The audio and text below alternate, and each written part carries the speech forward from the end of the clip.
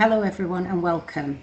Thank you for joining today's session. It's great to have you join us at this Echo Project Lunch and Learn session today, where we will be discussing spiritual abuse. We anticipate that the Lunch and Learn will be around 1 hour long. We won't be going over the hour.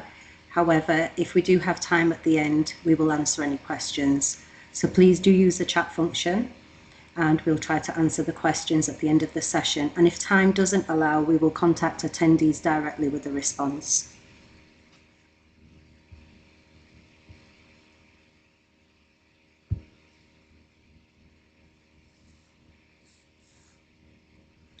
Whilst we're waiting for a few more people to join, I'll start with a little about us. So my name is Hannah Ali, and on the call with me today, we have our brilliant pioneer, Dipti. Dipti is our Safe Lives pioneer and is working on the Echo project. We also have our practice consultant, Bev, who is working on the Echo project in the Sheffield area. So I'll start with just a little bit about us. So we are Safe Lives. We're a UK-wide charity dedicated to ending domestic abuse for everyone and for good. We want what you want for your best friend. By putting their voices at the heart of our thinking, their voices inform our work so we can truly meet their needs. You'll see this throughout today's session and the reasons why we're delivering this particular session today. We look at the whole picture for every individual in the family to get them the right help at the right time, so families everywhere can be safe and well, whatever the nature of their relationship. And all of our work is evidence-based. We break new ground and build knowledge about domestic abuse, constantly developing our understanding of what works to prevent, stop and safeguard people from harm. We hope that you'll find this session helpful.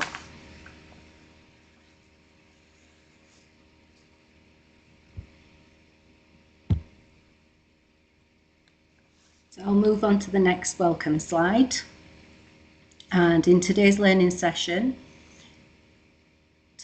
and development session, we will be looking at spiritual abuse. We will be covering our why this is a topic that we're focusing on as part of the Echo Learning and Development series. We will be gaining a deeper understanding of spiritual abuse by understanding what it is, common beliefs and myths that are held about this type of abuse, and where this happens, and find out more about who's at risk. We'll also be exploring the impact of this type of abuse and what you can do as professionals and how you can support well. We'll also be looking at specialist organisations, both locally and nationally, if you'd like to find out more information.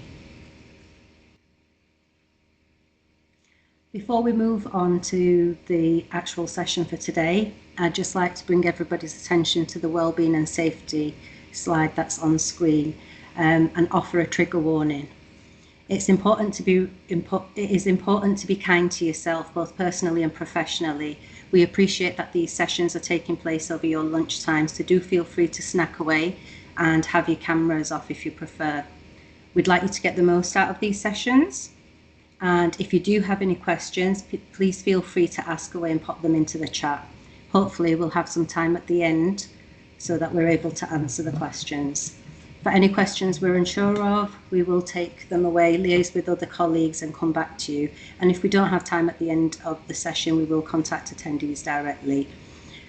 Just in terms of a trigger warning, I just wanted to mention that there will be some sensitive content that is shared today during this session. You will be watching a video and also hearing a survivor story of spiritual abuse. So as mentioned, please be kind to yourself. Support is available, and please use the resources that you have available within your own organisation. Along with this, there will be information at the end of this session in regards to specialist organisations that you're able to access. And I shall now pass over to Bev, who will introduce herself and discuss our why. Thank you, Hannah, and apologies for the sound issues that people were experiencing as Hannah was talking. So my name's Bev, hopefully you can hear me. I'm a practice consultant working at Safe Lives. So our why, as part of the Echo project, we're putting voices of survivors at the heart of local responses in Bolton, Leicestershire and Sheffield. At the beginning of the project, we undertook a survey, and a quote from somebody who responded said that services did not recognise that a woman in my situation could be being abused. They looked at stereotypical situations and nothing else. It was from this that we identified the need for professionals to have their knowledge enhanced, particularly around lesser known topics. Spiritual abuse is one of these topics, and in front of you, you'll see another quote that we've also heard. A priest was invited into our house. My mum was convinced that the breakdown of her marriage from domestic abuse and my dad's adultery was down to family members doing black magic on our family, especially my dad. The priest took advantage of our situation and sexually abused me for 6 months. We'll see through this learning session that spiritual abuse can happen in all faiths and religions and can happen to anyone. Next slide, please. So what is spiritual abuse? In many ways, spiritual abuse can be quite difficult to collectively define, as it's relatively a recent term, first entering academic discourse about 30 years ago through texts such as The Subtle Power of Spiritual Abuse, which was first published in 1991. Spiritual abuse remains a contentious term to some, and it's likely to be understood and manifested differently within each faith community and across mainstream media. Support for the term has been given by survivors, and this is arguably the rationale for the use of the spiritual abuse as a term and the identification of it as a specific form of abuse. Much of what we talk about today will have been informed by the work of Professor Lisa Oakley, a leading expert and research area. From this work, we know that spiritual abuse involves using some common tactics by misusing power, authority, or control by an individual, group, or institution with the aim of manipulating, dominating, or exploiting others. Now I'll hand over to Dipti, who will talk through some common beliefs and myths surrounding spiritual abuse. Thank you. So some of the common beliefs are victims are just too weak. People sometimes blame victims for being manipulated without seeing the tactics used to take advantage of things like trust, faith, or emotional struggles. People can also say they've got mental health and can pass off religious abuse as more of a mental health issue rather than knowing and or accepting that this is someone's own belief and experience and that this has happened to them. Leaders are always acting in good faith. There's a belief that spiritual leaders can't be abusive because they are seen as moral or divinely chosen. And questioning authority is disrespectful. In many communities, questioning a spiritual leader is seen as wrong, which lets abuse go unnoticed. Next slide, please. Thank you. So what we know of the potential people who are at risk. Spiritual abuse can be very difficult to identify, as many victims may not recognise they are being abused. In addition, the abusive partner may claim that any challenge to the abuse is an assault on their own religious freedom. Religious abuse can affect individuals from any background across all demographics. However, certain people, groups, may be more vulnerable to this type of abuse. Some of these groups include vulnerable individuals, people experiencing personal crisis, such as grief, financial instability, mental health challenges, or relationship breakdowns, often seek spiritual guidance and are more susceptible to manipulation. Individuals from troubled families. Those who come from dysfunctional, abusive, or neglectful family environments may seek solace, guidance, and community in spiritual groups, making them more open to exploitation. New converts. Individuals who are new to a faith, spiritual practice, or religious community may lack the critical knowledge and experience needed to identify manipulative practices, making them easy targets. Socially isolated individuals. Those lacking strong social or familial support systems may be drawn to groups that promise community, acceptance, and belonging. Victims of domestic abuse. Survivors of domestic abuse may encounter further victimization by spiritual leaders or partners who exploit spiritual doctrines to justify or perpetuate abuse. Youth and adolescents. Young people seeking purpose or belonging may be particularly vulnerable to charismatic leaders and manipulative teachings. I'll now hand over to Bev. Thank you, Dipti. Next slide, please.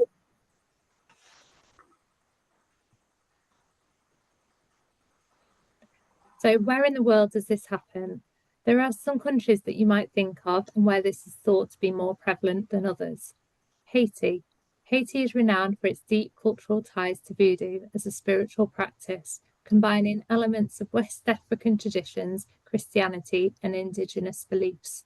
While voodoo itself is not inherently abusive, some individuals have exploited these practices to instill fear or manipulate others. When this happens, we see financial exploitation, where people are coerced into paying for protection against curses or for rituals promising success or healing. Reports have emerged of individuals using curses or threats of spiritual retribution to control victims, especially within rural communities. In some cases, children are trafficked or subjected to harmful rituals under the guise of spiritual practices. India. Spiritual abuse in India often involves the misuse of religious beliefs and practices such as Hindu rituals, astrology, and Tantra. Gurus and self-proclaimed spiritual leaders have been implicated in numerous cases. High-profile cases include influential spiritual leaders accused of sexually abusing devotees or misusing their trusts for financial gain. Nigeria. In Nigeria, spiritual abuse often intersects with traditional beliefs in witchcraft and juju, a form of magic. Accusations of witchcraft, especially against children, are prevalent in some regions, leading to the abuse and exploitation. Entire families are sometimes financially exploited to pay for protective rituals or to remove alleged curses. South Africa. South Africa has a history of traditional healing practices, often referred to as muti. While many healers are legitimate, others misuse these practices for personal gain, employing fear tactics related to witchcraft. South African victims are coerced into dangerous or unethical rituals, often with the promise of wealth or protection from harm. Cases of ritual killings associated with witchcraft have been well documented, as well as the exploitation of individuals seeking healing or success through traditional means. The United States. Spiritual abuse in the US occurs across a variety of religious and spiritual traditions, including the evangelical Christianity, cults, and New Age practices. Within the United States, financial abuse is common, with victims pressured to donate large sums to religious leaders or participate in costly seminars and retreats. These examples illustrate how spiritual abuse transcends cultural boundaries, often intertwining with societal norms and beliefs. But it's also important to remember it can happen anywhere in the world, including here in the UK. Next slide, please. Now we'll explore how spiritual abuse can be used within relationships. Abuse occurs when a victim is prevented from carrying out their spiritual practices or forced to engage in activities that are in conflict with their beliefs. There are a range of activities that this may involve, and some of these are on screen in front of you. For example, threats of spiritual harm, mockery and verbal abuse of their spiritual practices, and cutting off victims from others by saying outside influence is bad. Rather than me talk through all of these, we'll next hear from a TikTok influencer who's bravely shared her experience online. What is spiritual abuse? I had a lot of you guys ask that on my last video, so let me explain. Spiritual abuse is when somebody uses your religion against you in order to manipulate you, control you, and further abuse you. My ex did this in many different ways, and one of the ways is he would tell me that I was not allowed to let the sun go down on my anger. So what he would do is he would pick a fight with me before bed, and then he would not let me sleep. So he would rip the blanket covers off of me, he would scream at me and tell me that I was not allowed to go to bed until we fixed this. And at the time, I had a chronic illness and I was struggling with a lot of chronic pain, which was made worse if I did not get good sleep, and he knew this. So he would purposefully pick fights with me and then use a Bible verse to tell me that I was not allowed to go to bed. And I was even on sleeping medicine for this, and he knew that I had about a 20-minute time period where I needed to go to sleep right after I took that medicine, and he would purposefully pick a fight and then use that Bible verse to make me only get a few hours of sleep. Another thing he would do would be to demand forgiveness. So I am a Christian and I do believe in forgiveness, and he would spout Bible verses about how if I did not forgive him, then I would not be forgiven. So he would use this after a physically abusive situation. He would literally body slam me or strangle me and then tell me that I needed to get over it, and if I did not get over it and if I did not forgive him, then I would not be forgiven. And that this was no longer an abuse problem, or this wasn't a problem about what he had done. This was now a heart issue and a forgiveness problem on my end.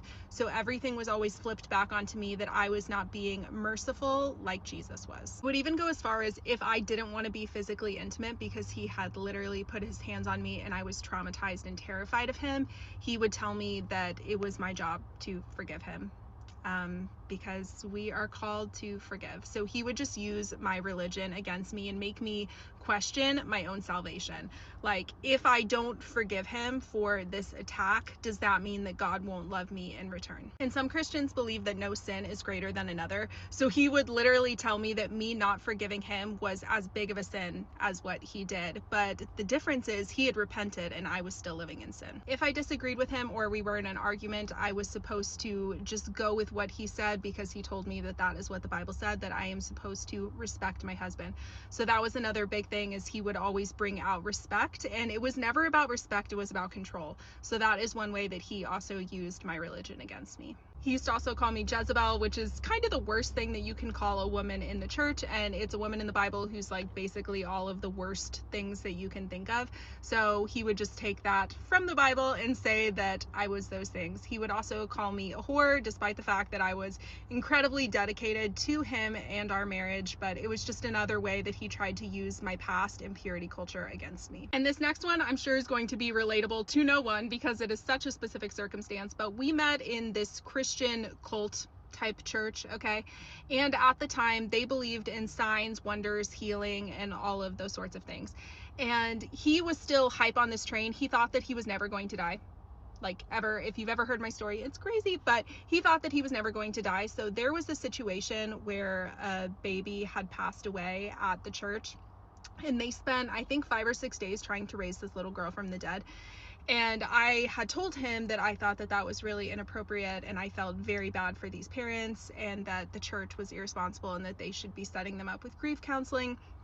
And he told me that I, Jubilee, was the reason that this little girl was not going to be raised from the dead, that my unbelief was the reason that she was not going to be raised. So there was just a lot of spiritual manipulation and guilt that really warped my sense of self in this relationship. Those are just a few bullet points of how spiritual abuse played a part in my marriage.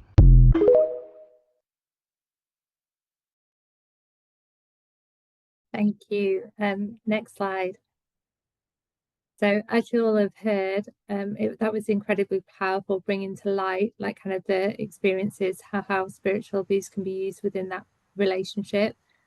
The spiritual abuse impact is significant and long-lasting, damaging the individual's life chances.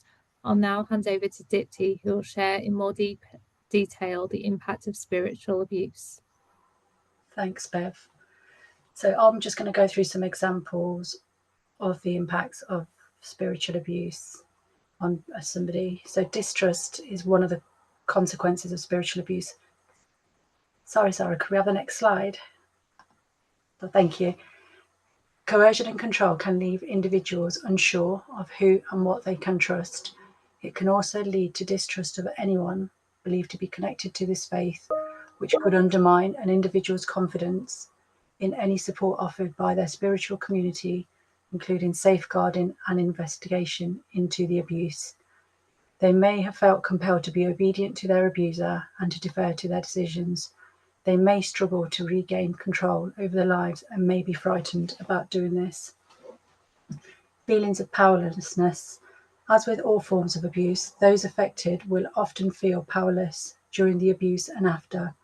Their emotional well-being and mental health might be impacted. They may also suffer from emotional distress, anxiety, and depression. People often feel angry about what has happened. The anger can be magnified by the knowledge that it happened in a spiritual context and that scripture and teaching has been used to justify it. People may also blame themselves.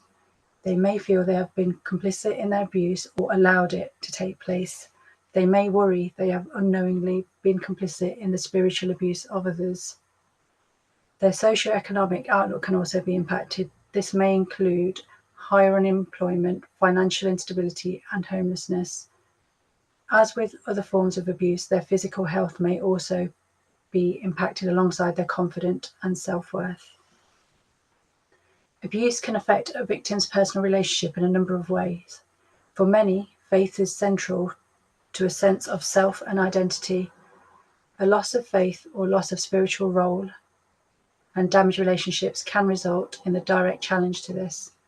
It may take some time for an individual to build a new positive image of themselves, and it should be recognized that not all individuals may be able to do this where trust has been severely damaged. This is another reason why effective response to abuse is so important. Individuals who leave spiritually abusive relationships or environments may find themselves isolated. Other relationships may have diminished due to the effects of the abusive relationship. This may leave the individual with a lack of social support and isolation from friends, families, and loved ones. Victims of abuse may turn to substance misuse, issues with anger, criminal offending, etc., as a way of dealing with the abuse.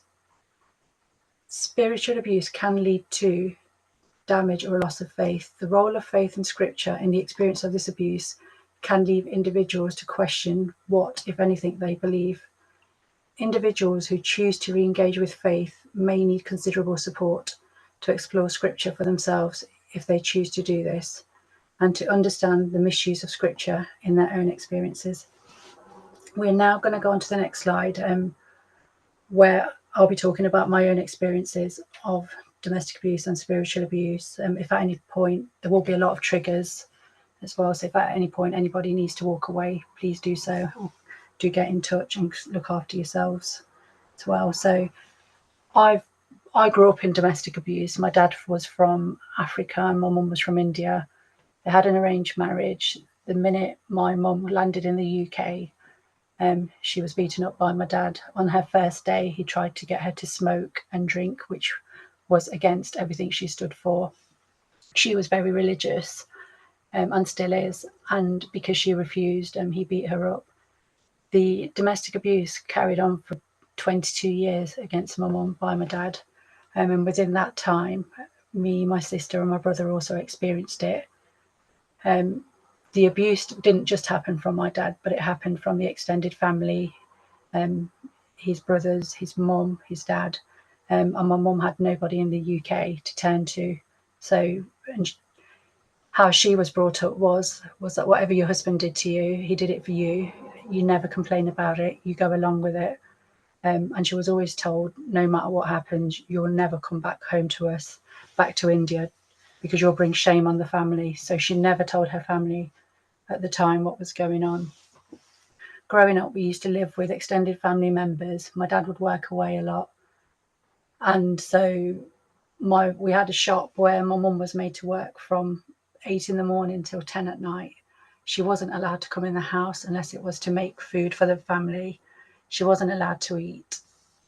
And during that time, we had the shop. They would also feed my mum scraps only when towards the end of the night, so she had to cook for everybody else, but wasn't able to eat herself.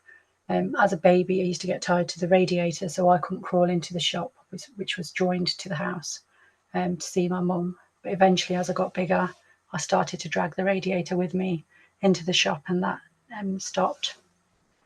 We'd all be starved, and I remember we had 2 Renaults in the backyard, a yellow one and a white one, and we had a pear tree there. So to get us food, my mum would take us out into the car to feed us from the pear tree. She also suffered numerous miscarriages, and the family would hide or try and put the pots and saucepans and stuff on top shelves, so she'd have to reach for them or hoping that she'd fall. She ended up having 7 miscarriages. As we grew up, we experienced the domestic abuse from my dad as well, which included my sister getting beaten up with weapons, and it got to a point where she became so used to it that she'd start to point out where my dad had missed her, and it got to a point where rolling pins ended up snapping. So he then gave up because he knew nothing was hurting her anymore. And my sister later turned to self-harm and got herself ended up in a domestic abuse relationship herself as well. Also with myself, it ended up being where I had my head smashed against the staircase when I was about 11, and my brother and my sister were trying to pull my dad off me to stop hurting me, and I suffered headaches for months after that. And my dad did get in touch with an ex-girlfriend of his who he did want to marry prior to having an arranged marriage with my mum, and she'd always been in his life even though he was married. So he was really nasty to my mum, but he'd do everything he could for his ex-girlfriend, believing that they could both be together. As we grew up, when I was about 9, my sister was 11, we one day came home from school and found my mum unconscious on the bed. She tried to commit suicide because she'd found out about my dad's adultery, and to her, if she had died, then she would have taken everything to the grave with her, and no one would have found out what my dad was like, what we were going through, because if it came out of what he was like, she felt, or back then it was, no one in the community will marry my daughters. To save our futures, she tried to end her own life. Growing up in this household, we used to have the police down my house all the time. We had 2 male officers, I'll remember, and when they came down, I just remember looking at them feeling so safe. And from that point, from a very young age, I decided I wanted to be a police officer because I wanted to be that guardian angel they had been for us throughout this time. As I got older, I really struggled in school, but all my friends were really, really clever. So I ended up spending all my lunch times every day after school studying to try and be as good as them. Nothing we ever did was ever good enough for my dad. And I got 75% in my entrance exam to a grammar school in maths and English. And even then he called me, I won't say the words, but he really, really put me down, saying I was thick, no one was going to marry us, we're going to end up as nothing. And it was really hard growing up in an environment where no matter what you tried, nothing was ever good enough. When I was 15, I started working part-time in a shop, which was my work experience placement. And the family that I was working for were absolutely amazing. I looked up to them because they were like the perfect family I wish I'd had. And they really looked after me and took me under their wing. We never talked about what was going on at home, but they knew that I was a broken child. Seeing that gave me hope. One day when I was going to the bank, while I was working at this pharmacy, I was walking down the road, and one of the customers started walking with me, spoke to me. We ended up walking down the street, and at that point, he pinned me up in an alleyway and sexually assaulted me. I did what I've always done, and I just pushed him off, and then I just carried on, went to do the banking, and then came back to work like nothing had happened, because that was my way of surviving. I forget about what's happened and you just carry on.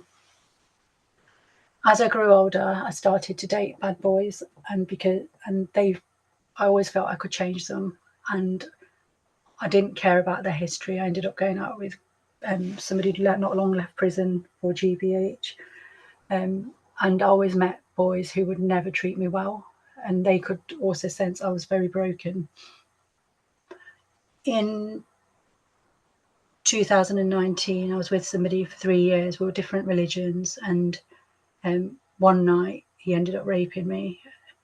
His cousins initially we had an argument I ran into the toilet in a pub to lock myself in. He came, broke the door down, punched a mirror I was standing against as well. Luckily, I went to punch my face. Luckily, I moved and the mirror cracked instead. And then it took 8 of his cousins to drag him off me.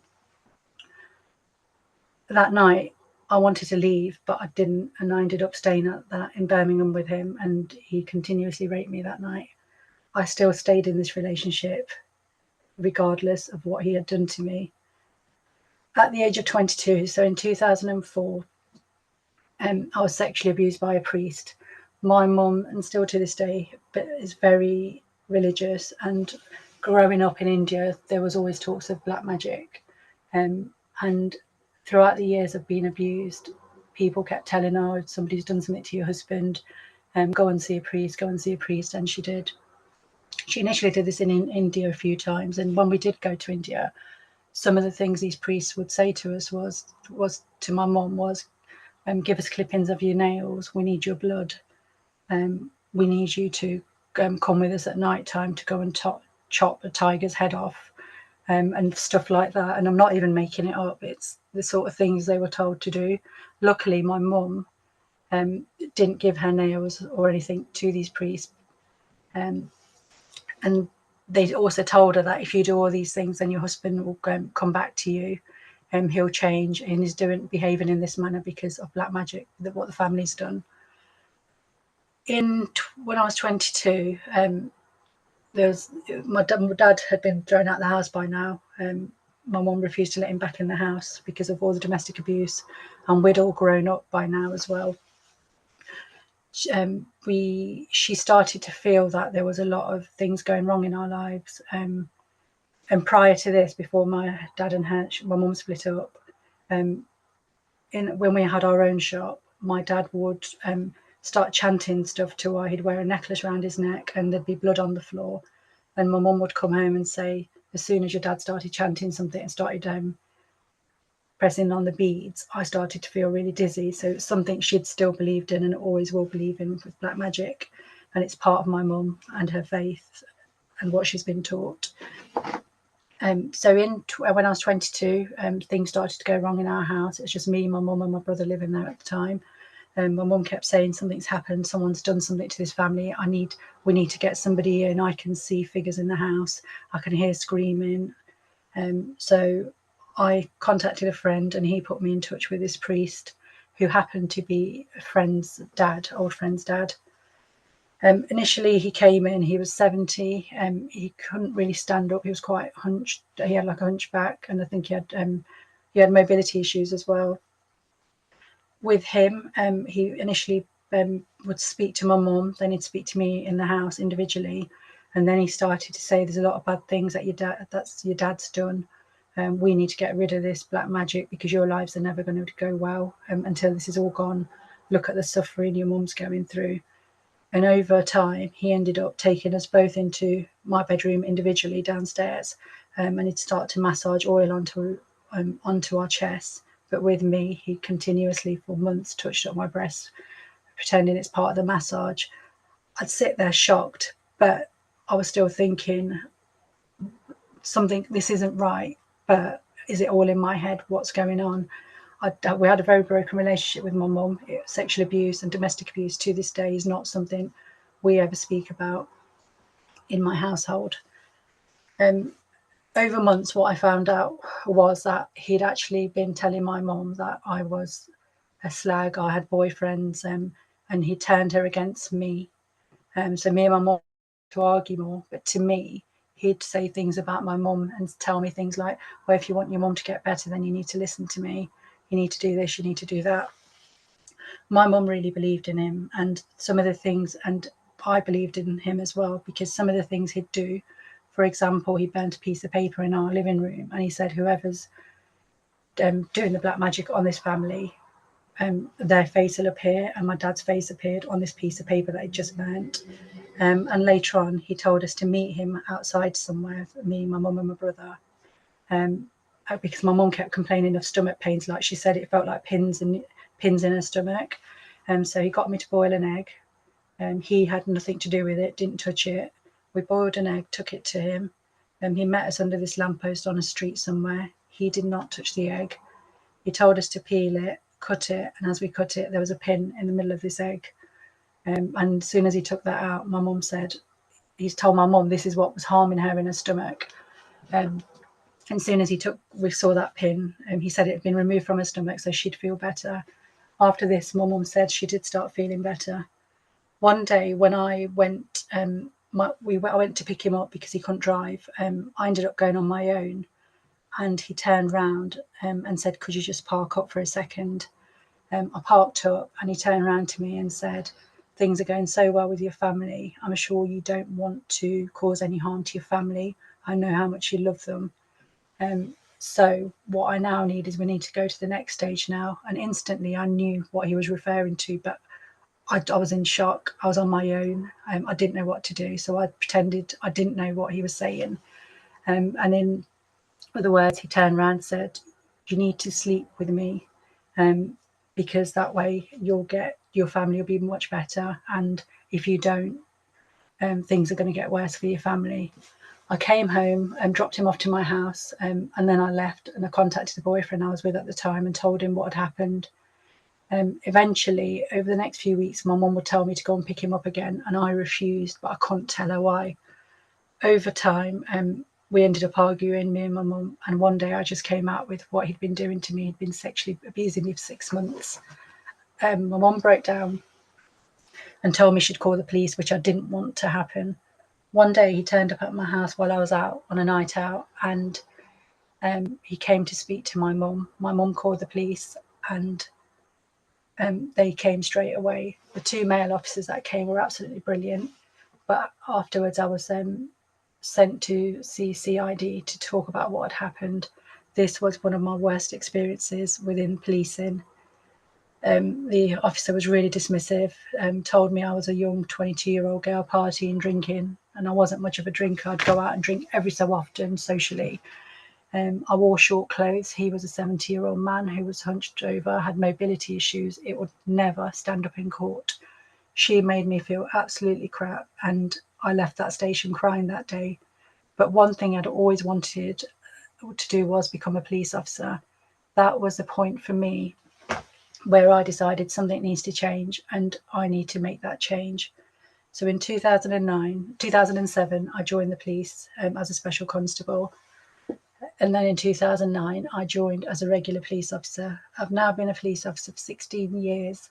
And through my own experiences, all the adversities, I now try and make a change for other victims. I advocate for victims.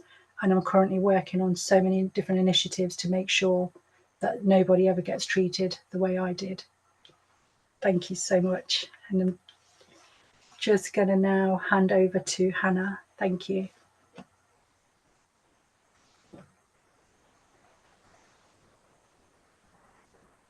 Thank you, Dipti, for sharing your story and providing this insight from a survivor perspective into spiritual abuse. I can see all the hearts on the screen.